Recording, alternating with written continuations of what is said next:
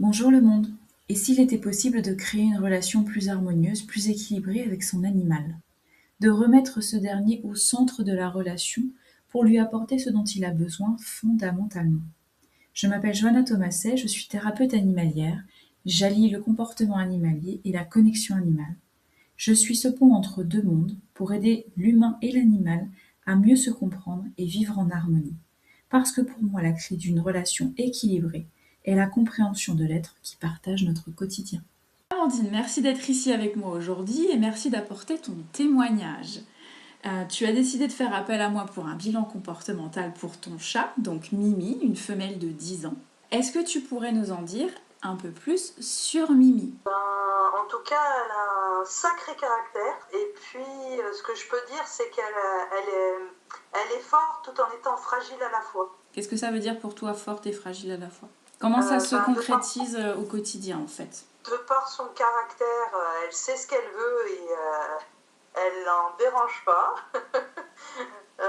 Les anecdotes en ce moment, c'est qu'à 3 h ou 4 h du matin, elle miaule tant qu'elle ne peut pas sortir. Et même si je dis chut ou non, non, c'est...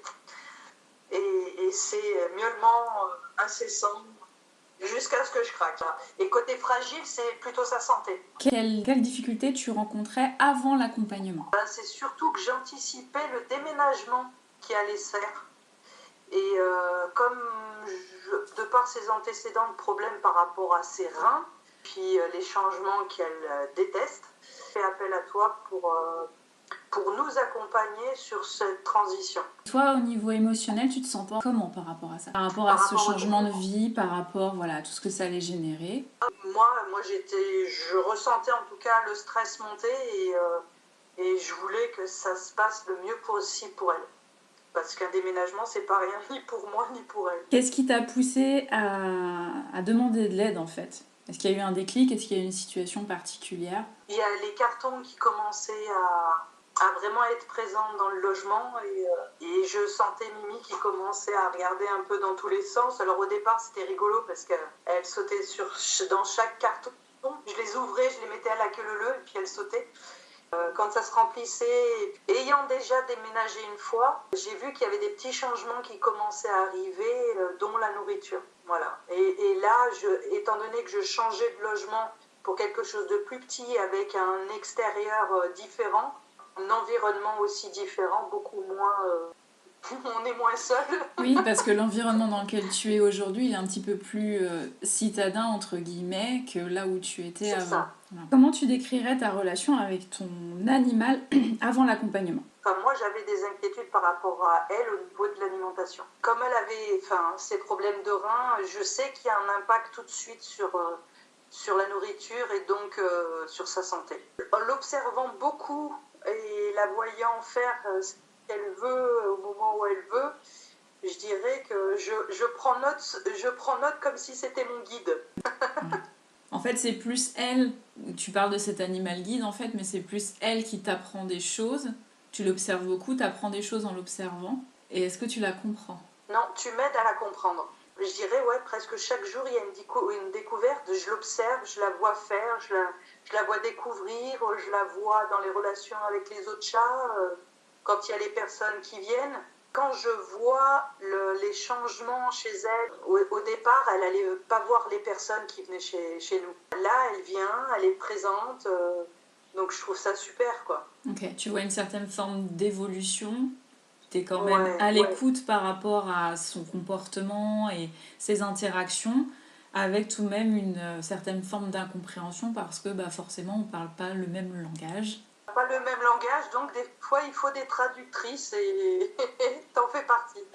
Les conseils et les actions qui ont été proposées pendant l'accompagnement, est-ce que ça a été facile à mettre en place au quotidien pour toi? Alors, certains changements, oui, pour qu'elle se sente plus en sécurité, donc de mettre un rituel, oui. Par contre, t'as soulevé un problème, en tout cas, dès qu'elle miaule, tout de suite, je suis en réaction. Elle m'interpelle, je lui réponds. Le truc, c'est qu'après, elle m'interpelle tout le temps. Oui, mais c'est ce que je t'expliquais en fait, c'est qu'elle a compris que quand elle miaule, tu réagis dans l'immédiateté, donc du coup ça devient un petit peu comme une instrumentalisation en fait, où elle a très bien compris que dès qu'elle voulait quelque chose, elle avait juste à miauler, tu allais intervenir immédiatement. C'est ça. Mais tu en as conscience, donc tu sais aujourd'hui, en fonction des conseils que je t'ai donnés, comment faire. Après, c'est Oui. se l'approprier. C'est exactement ça. Et c'est ça pour moi ce qui est le plus compliqué, pas pour mettre un rituel, changer une habitude qui est pas juste, quoi. Ouais. Ni pour elle, ni pour moi. Est-ce que tu as observé des changements chez ton animal? Alors oui, au niveau des rituels, au niveau où je la sens beaucoup plus en sécurité. Et elle demande aussi ces moments-là.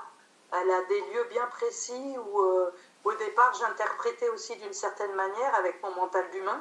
Et dans ton accompagnement, tu m'as fait switcher le côté interprétation et te dire que là, elle demande quelque chose et elle a besoin de sécurité. Et vraiment, à ces moments-là, j'y suis pleinement avec elle et ça change, quoi.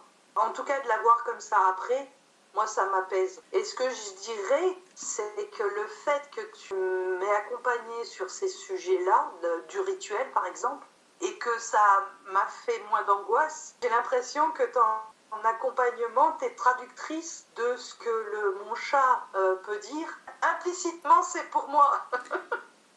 Oui, alors ça, c'est peut-être aussi dû à le fait d'allier et le comportementalisme et la connexion animale. Dans ton accompagnement là sur le comportement, d'avoir changé pour la mettre plus en sécurité, donc à mettre des rituels où je suis pleinement avec elle aussi, parce que je pouvais travailler et puis hop, m'amuser un petit peu avec elle et puis repartir dans ce que j'étais en train de faire. Enfin voilà, tu as levé ça chez moi, de faire attention, et c'est vrai que je suis pleinement avec elle. Le fait de la sentir mieux, je me sens mieux. Comment décririez-vous votre relation avec votre animal aujourd'hui? Je dirais qu'elle est plus sereine, mais il y a d'autres choses qui arrivent au fur et à mesure, et c'est vraiment moi à lui laisser aussi le temps, de par le déménagement, lui laisser le temps, et puis à moi de me laisser le temps aussi de trouver nos marques. Qu'est-ce que tu as le plus apprécié dans l'accompagnement? Pour moi, c'est ton écoute. Au démarrage, tu m'as écoutée, je me suis sentie écoutée. Et les explications que tu m'as données ou les idées que tu m'as dit, essaye de mettre ça en place, m'ont apporté du sens à la relation. Donc ça, pour moi, ça a été très, très bénéfique. Et puis le fait d'avoir un suivi sur 3 rendez-vous, je me suis pas sentie seule en tout cas dans cette transition. Et je suis contente d'avoir pu mettre ça en place pour que la pépette, ça se passe bien. Donc merci. Est-ce que le format visio, téléphone? Non, ça m'a pas gênée. Je dirais de mettre tout en visio, moi ça m'aurait convenu aussi. Est-ce que tu recommanderais cet accompagnement à d'autres personnes? Et si oui, pourquoi? Alors oui, pourquoi je te recommanderais? Je vois des résultats, donc en tout cas pour ma part, je trouve ça chouette. Puis le fait que moi ça me rassure et que je suis plus sereine derrière, ouais. Et si tu avais un message pour les personnes qui hésiteraient, qu'est-ce que tu leur dirais? Pour le bien-être de son animal, c'est de sauter le pas et d'aller voir, et concrètement pour pouvoir après se dire oui, je l'ai fait, il y a quelque chose qui se passe, quoi. Merci pour ton témoignage d'aujourd'hui, d'avoir donné un peu plus de détails aussi sur ce qui a été important pour toi, sur les difficultés que tu as rencontrées, ce que tu as pu mettre en place, ce que tu as pu observer. Ça permet de démontrer concrètement qu'il y a un avant et il y a un après. Et que tout ça, ça dépend aussi de l'engagement et de la volonté du gardien de l'animal. Mais je dirais, tu vois, pour ma part, c'est vraiment l'engagement du gardien. C'est les 80% du travail déjà. J'ai une de mes clientes qui m'a dit, mais en fait, en mettant en place juste des choses simples, que l'on devrait connaître si on connaissait vraiment bien notre animal, et on peut déjà transformer sans passer par des choses qui coûtent extrêmement cher, qui demandent énormément de temps, mais juste des choses simples. Et l'environnement, il est hyper important. Un chat, c'est pas si compliqué que ça. Alors certes, il y a des zones d'ombre.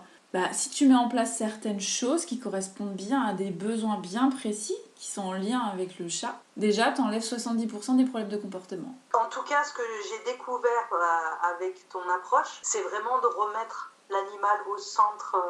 Il fait pas partie des meubles, quoi. Pour moi, c'est un être vivant, c'est une boule d'amour. Une boule de poil d'amour. On a beaucoup tendance à introduire des animaux dans nos foyers et à se dire bah voilà, mes parents ils ont fait comme ça se passait bien donc je vais faire pareil, ou enfin voilà, les copains ils font ci et ça, et on se préoccupe pas vraiment des besoins fondamentaux de l'animal qui sont pas non plus je pense même que c'est moins compliqué qu'un enfant. Voilà. Qu'un humain, tout court. Qu'un humain. Mais voilà, c'est vrai que ça demande de la patience, ça demande du temps, ça demande de la compréhension, et ça demande aussi un certain engagement et une certaine implication du gardien, et c'est ce qu'on disait. Donc, Ouais, et tu vois, Mimi, donc quand je l'ai eue, elle avait 3 ans. Et j'ai jamais eu d'animaux avant. Pour moi, Mimi, elle me permet d'ouvrir une porte que je ne connaissais pas. C'est un être vivant et qui a des besoins, qui a des nécessités. Enfin, quand je l'ai adopté, c'était je t'adopte, mais je t'apporterai tout ce que tu as besoin, tout ce que je pourrais t'apporter, j'apporterai. Mais il y a le mode d'emploi au départ, je ne l'ai pas eu. Elle a été très patiente, je pense, avec moi et j'apprends avec elle. Et lui aussi, l'animal a des émotions. ouais, complètement. Merci en tout cas pour ton partage et pour tes retours. Et voilà, c'est super riche. Et moi, je suis bien contente d'avoir pu t'accompagner avec Mimi et de vraiment te rendre actrice, en fait, tu vois, de la relation avec elle. C'est ça. En fait, c'est ça. C'est vraiment être acteur de la relation. Et tu as pu en plus observer les changements, faire des réadaptations, réadapter les conseils. S'il y a une règle fondamentale en comportement, en fait, c'est ça, c'est être dans l'adaptation. Merci beaucoup pour ton accompagnement. Merci à toi. Je voudrais, au travers de ce témoignage, rendre hommage à Mimi, partie malheureusement trop tôt, mais aussi à Amandine, qui a démontré qu'avec de l'amour, de l'observation et de l'engagement, les plus belles histoires peuvent s'écrire aussi auprès d'un animal.